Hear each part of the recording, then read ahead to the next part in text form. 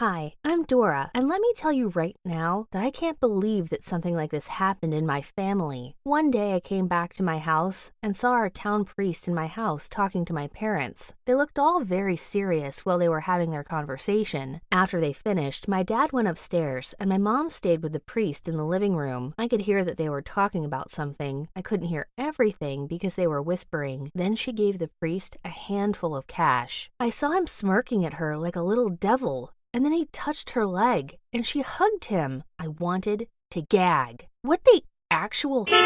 I eventually gave up on the eardropping and went to my room. That night, I couldn't sleep at all. I woke up the next day, unable to get my mind off what I saw. So I lied and told my mom that I was going to school, but I skipped school, and I headed to the local church. I saw the priest wandering around in the church, and after a while, he entered the confession room. I followed him, and I entered the room across from him. I began by telling him, "Bless me, Father, for I have sinned. It has been a while since my last confession." To which he replied, "Go on, my daughter." I then told him that last night I saw my mom sinning with a man other than my father, and that I was planning to hurt that person really badly. The priest seemed quiet for a moment, but then he told me that sometimes our loved ones make mistakes and that we shouldn't take matters into our own hands. But then I interrupted him and screamed, "Consider this a warning, you jerk!" I stormed out of the room in a hurry. Luckily, he didn't see me. Days passed, and I was sure that I had handled this problem and that it was done. But days later, I was shocked to see that the priest had visited our house again. This time, it was still very early in the morning, and my dad wasn't home. I sneaked into our backyard and tried to peep through the window where they were. I was tiptoeing, trying to see what they were doing. It was very hard to see anything, but I took a glimpse and saw them passionately kissing. Oh my God! I was so shocked that I actually fell down and made a noise. My mom came to check where the noise came from and saw me hiding there. She was so angry, and she started screaming, "Here is my troubled girl I told you about." I'm the troubled one? She's the one who was making out with a priest a moment ago. I then looked into my mother's eyes, and I called her, which made her even more angry. And before I knew it, I felt the priest's hand grab me, and he dragged me aggressively to the living room. He then started mumbling all these prayers in Latin. Honestly, he sounded crazy as hell. He then splashed me with stinkin' water and told my mom, "Holy water should shoo the devil out of her." And then he left. Mom then told me that I was grounded for calling her a and I went to my room.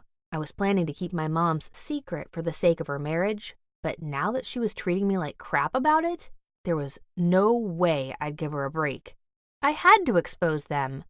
But I couldn't just tell my father. He would never believe me. As I was in class planning my revenge, the principal announced that we will have the priest coming to our school to make a speech. My school is religious, so we often have someone coming from the church. I thought this would be my chance. What if I could make my mom come to the school, and I will get the priest, and I will make them talk? And that's when I came up with this plan.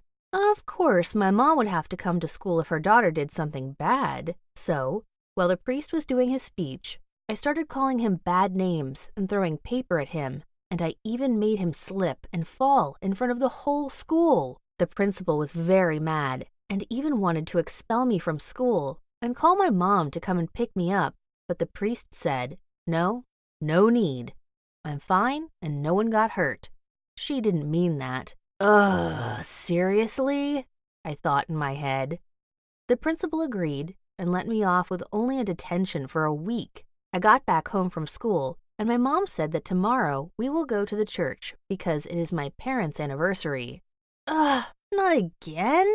I was tired of seeing that ugly priest every day. We got to the church and we went inside and sat. We arrived just in time for the church service. During the prayer, I started to think that maybe I was wrong and that the whole thing was just a big misunderstanding. But when I looked up, I saw the priest winking at my mother during the service. I looked at my mom straight away and saw a nasty smile on her face. What a sneaky woman! How did my dad not notice them? Is it just me? Like, how could it be? At that moment, I couldn't control the anger in me, so I yelled in front of everyone, My mother and the priest are having an affair! Everyone looked at me with shock. My parents stood up immediately, and as my mom dragged me out of the church, I could hear her saying, "Sorry, everyone, my daughter didn't take her medication today." When we arrived home, Mom forced me to go to my room.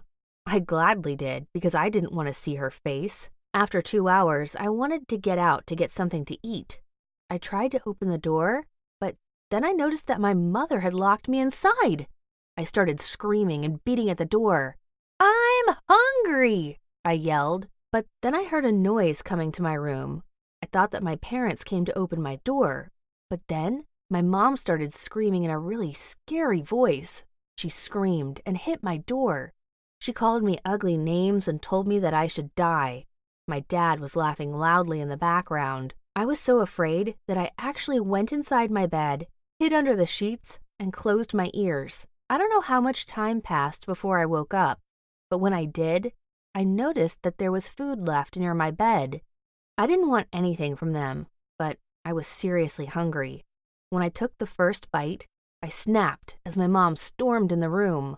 She said, "I prepared food for you so you can take your medication." In her hand, she had lots of pills that looked terrifying. "Swallow this," she said as she started to force the pills into my mouth. I screamed that I don't want to.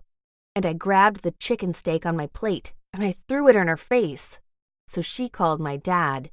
He came storming in. I can't remember what happened after they gave me the pills. I slept and woke a while after. I woke up in a strange room. I didn't know where I was. I then heard noises coming from downstairs. I knew I must run away as fast as possible. I got out of the window. I ran fast. I did not even look back. I ran and ran and ran until I was too tired to move. But then I realized that I don't know where I should go. I felt scared, betrayed, sad, and just didn't know what to do. But one for sure was that I will not be going back to my parents. I was walking in this neighborhood, and then I saw a house that looked very familiar. I remembered that my childhood friend lives here, so I decided to stay at his house. He was the only person I had left that I trust. I arrived at his place, but I couldn't knock on the door because I didn't want to wake his parents up. Knew a way to climb to his room. I climbed on this branch that was close to his window and went inside. Samuel was asleep. I didn't want to wake him up, so I laid next to him in bed quietly and fell asleep. The next morning, I woke up to Samuel screaming hysterically. "Who are you? What are you doing in my house?" I said, It's me, Samuel, relax. You'll wake your parents up." But he didn't relax, and he started calling his parents nonstop. I was confused, thought he was my friend. I didn't want to get in trouble with his parents, so I jumped out of the window and ran away. I was so upset at this point. I felt like no one wanted me around anymore. But then, I started thinking about how my problem had started, and I started making the connection. It was the priest's fault. He knew everyone in town, and they all respected him. He must have been convincing everyone that I was possessed or something because I exposed his secret. I had to find that priest. First, I had to buy something to eat with the little money I had. I went inside a grocery store and I saw Jasper, my friend from school, working as a cashier. He saw me, yelled, "OMG, is that you, Dora?" And then he hugged me. I started crying in his arms. He was the only person who was nice to me since a long time. So I decided I was going to tell him my big secret. I found out that my parents are not my real parents. I think they adopted or kidnapped me. They are abusing me for reasons I don't know, and I am trying to find my real parents. Jasper seemed shocked. He gave me food and told me to wait for him 1 hour until his shift is over. He promised me that he will help. I waited for an hour and a half, but Jasper never showed up. I thought he bailed on me. When I was about to leave, I felt a hand grab me, and then Jasper said, "Let's go." I told Jasper that if anyone knew where my real parents were, it would be the priest. I don't know why I thought that, but I had a strong feeling about it. We got on the train and he sat next to me. and he hugged me the whole time. I cried as I told him about all the bad things that were happening to me lately. He dried my tears and said that he is here for me and that I shouldn't worry. I thought about kissing him at that moment, but I stopped myself. But then I looked up, and he was staring into my eyes, and then he kissed me. We were interrupted when the train doors opened. He grabbed my hand tightly and led us out of the train. As we arrived at church, I told Jasper that we should go inside. There were a few people getting ready for the service that was about to start. And when I looked around, I saw him. The priest! OMG! I found him! I told Jasper to hold my stuff while I go closer. When I was close enough, I pulled out a knife from under my jacket with a quick move. I hit the priest. Well, almost. Jasper's hand was holding my wrist, and then he screamed, "What are you doing?" Everything around me after that seemed blurry, and then I passed out. I woke up next to find myself in the hospital tied up. My parents came in and sat beside me. They started explaining to me that I was suffering from a disorder called schizophrenia and that I was hallucinating and imagining stuff the whole time because I wasn't taking my medication. They said that everything I told Jasper about them not being my real parents, abusing me, and the evil priest were just thoughts I had created in my head, and none of it was true. After hearing this, I started sobbing. Both of them hugged me while I cried and apologized for what happened. Shortly after, they left the room and told me to get some sleep and rest. I asked if they could untie me before they leave, and they happily did that for me.